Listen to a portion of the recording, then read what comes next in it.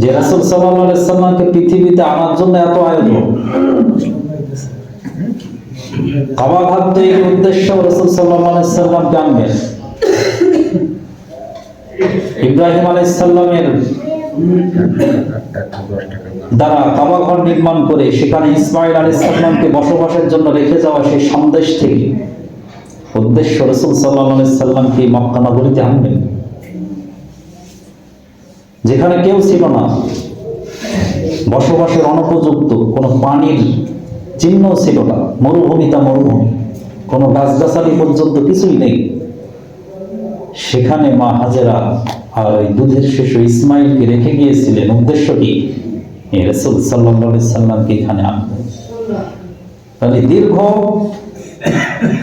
হাজার বছরের পরিকল্পনা করে যে আয়োজন আল্লাহ তাআলা করেছেন, সেটা আব্রাহা সফল হবে, এটা কি সম্ভব? না। আব্রাহা সফল হবে না এটা আগেই দেখা।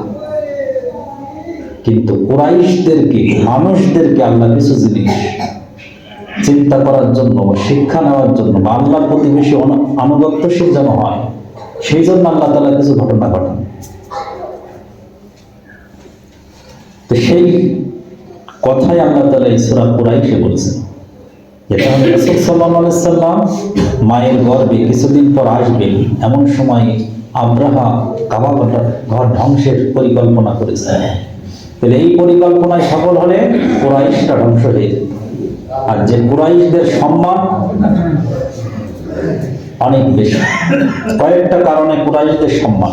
এক হলো তাদের আয়ত্তে আল্লাহর ঘর কাবা, তারা কাবা ঘরের তত্ত্বাবধানে। 2 নম্বর, জমজম কূপের পানি তাদের তত্ত্বাবধানে ছিল, যে পানিটা সারা পৃথিবীর মধ্যে সর্বযুগের সর্বশ্রেষ্ঠ পানির ফোয়ারা জমজম কূপ, এখনো পর্যন্ত ওই মানের পানি পৃথিবীর কোথাও নেই। ওই পানির ভিতরে যে মান, যে একটা ভিটামিনের দিক থেকে হোক, আয়রনের দিক থেকে হোক, ওর মধ্যে যে মেডিসিন আল্লাহ দিয়েছে, সেটা পৃথিবীর অন্য কোনো পানিতে নেই। সেটাও কুরাইশদের হাতে। এরপরে সম্মানের দিক থেকে কুরাইশদের সম্মান বেশি সেই যুগে। এরপর তারা হলেন ইব্রাহিম আলাইহিস সালামের বংশধর, ইসমাঈল আলাইহিস সালামের বংশধর, এই হিসাবে তাদের সম্মান বেশি। এই কয়েকটা কারণে কুরাইশরা এমনিতেই সম্মানিত ছিল। কিন্তু এত সম্মান পেয়েও তাদের কিছু ত্রুটি ছিল। 1 নম্বর ত্রুটি হলো এই কাবা ঘর তাওহীদের প্রতীক, এক আল্লাহর ইবাদত পাওয়ার যোগ্য এই কাবা ঘর, যে ঘরটা শুধুমাত্র আল্লাহ, ইবাদত হবে কার? আল্লাহ। কিন্তু এই কাবা ঘরটা তারা অপবিত্র করে রেখেছিল মূর্তি দিয়ে, যে মূর্তি বিরোধিতা করার জন্য অগণিত পয়গম্বর নবী রাসূল এসেছে, যে আল্লাহ ছাড়া আর কোনো দিকে মুখ ফেরানো যাবে না, আল্লাহ ছাড়া অন্য কারোর চিন্তা আনা যাবে না ইবাদতের ক্ষেত্রে। ইলাহা, লা ইলাহা, এই ইলাহা হলো উপাস্য মাবুদ, যার ইবাদত করতে হবে। এই ইবাদতটা পাওয়ার যোগ্য আল্লাহ ছাড়া কেউ নেই। এই জায়গায় মেন ভুল করেছে কুরাইশরা। এই জন্য আল্লাহ তাআলা সূরা কুরাইশে তাদের যে নির্দেশটা দিয়েছে, সেটা কি? ফালইয়াবুদু রাব্বা হাযাল বাইত, তোমরা ইবাদত করো ওই প্রতিপালকের, ওই রবের, যিনি এই ঘরের মালিক। তোমরা বানিয়ে, প্রভু বানিয়ে তাকে সিজদা করে কোনো লাভ নেই। এটা তোমাদের মুক্তি দিতে পারবে না। তোমরা বানিয়েছো যাকে, সে তো নিজেই নিজের রক্ষা করতে পারবে না, তোমাদের তো রক্ষা করা আরো অনেক পরে, সে নিজেরাই নিজেদের রক্ষা করতে পারে। তাহলে এই নির্দেশ কুরাইশদের দিয়েছেন, কয়েকটা গভীর চিন্তা তারা বুঝেছিল। এই কুরাইশ সূরা নাজিল হয়ে তাদের যে বুঝ আল্লাহ দিয়েছিলেন, সেই বুঝ কিন্তু আমরা পাবো না। তারা যেভাবে বুঝেছিল এটা, তাদেরকে যেভাবে হৃদয়ে আঘাত করা হয়েছিল এই সূরা নাজিল করে, আমরা কিন্তু ওই বুঝবো না। যতই আমার মতন হুজুর আরো এসে বুঝান না কেন, বা আমি ওইভাবে বুঝিনি, আমার জ্ঞান যতটুকু হয়েছে ততটুকু বলছি আল্লাহ তাআলা, কিন্তু সেই গভীর বোঝ আসলে বুঝে আসবে না যে সূরা কুরাইশ নাজিল করে কুরাইশ বংশের কি বলতে চেয়েছিলেন আল্লাহ। সেই বুঝটা আসলে তারা বুঝেছিল ঠিক, কিন্তু মানেনি, সবাই মানেনি যে কুরাইশদের আল্লাহ এই সম্মান দিয়েছেন, আর আরো সম্মান বাড়িয়েছেন আব্রাহার এই ধ্বংসের কারণে। তাদের এখনো আগে থেকেই তারা সম্মানিত, কাবা ঘরের রক্ষণাবেক্ষণের দায়িত্ব পালন করে। এরপরও আরো কিছু ত্রুটি ছিল, যে তারা আল্লাহর ঘরের দায়িত্ব নিযুক্ত থেকেও তারা কন্যা সন্তানদেরকে হত্যা করত। তাদের কাছে আসতো মানুষ কাবা ঘরে, তাদের দেশে আসতো কাবা ঘরের সম্মানে, কিন্তু তাদের সম্পদগুলো তারা লুট করে নিত, লুটরাজ চালাত। যদিও সম্মান দিত, কিন্তু কিছু কিছু ক্ষেত্রে তারা সুযোগ পাইলে লুট করে তাদের সম্পদগুলো। এই জন্য রাসূল সাল্লাল্লাহু আলাইহি সাল্লাম তো হিলফুল ফুজুল গঠন করেছিলেন ওই মুসাফিরদের নিরাপত্তার জন্য, যে মুসাফিরদের কোনো ক্ষয়ক্ষতি হতে দেব না। যারা একটা ভক্তি শ্রদ্ধা নিয়ে আমাদের দেশে আসে, তাদেরকে আমরা এই বেইজ্জতি করে ছেড়ে দেব? এটা তো সম্পূর্ণ নাফরমানি করা, এটা জুলুম করা। এর চেয়ে বড় জুলুম আর হয় না যে একটা ভক্তি শ্রদ্ধা নিয়ে আমাদের দেশে আসি, সেই মানুষদেরকে লুণ্ঠন করে নেওয়া, এর চেয়ে অন্যায় কি আর হতে পারে? এই জন্য রাসূল সাল্লাল্লাহু আলাইহি সাল্লাম হিলফুল ফুজুল কয়েকটা যুবকদেরকে সেট করেছিলেন যে লুটরাজ আর হতে দেবে না।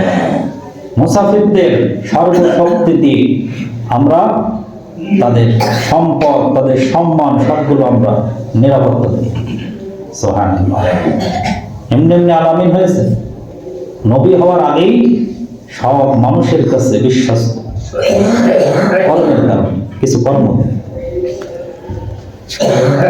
সূরা কুরাইশ মূলত কুরাইশ বংশকে কিছু বিবেক জাগ্রত করার জন্য আল্লাহ তাআলা নাযিল করেছে, যে তোমাদেরকে আমি আব্রাহা থেকে, এমনিতে সম্মানিত ছিলে, আরো আব্রাহা থেকে বাঁচিয়ে তোমাদের কি দিলাম আমি, আর তোমরা করছোটা কি? তোমরা সেই রবের ইবাদতকে ভুলে বসেছো। আব্রাহা ধ্বংসের পরে বুক ফেলিয়ে তারা সফর করে, যে সফরের কথা প্রথম আয়াতে আসছে, যে লিইলাফি কুরাইশ, কুরাইশরা আসক্ত ছিল। আবার ইলাফ, ইলাফ ডবল দিয়েছেন, দুইবার দিয়েছেন, মানে ওটার প্রতি গুরুত্বের জন্য। কারণ কি, কোন কথা দুইবার কখন বলা হয়? যখন সেটা গুরুত্ব বেশি থাকে। আল্লাহ তাআলা বলছেন দুইবার, তাহলে নিশ্চিত ওটা তাদের জন্য বেশি গুরুত্বপূর্ণ ছিল।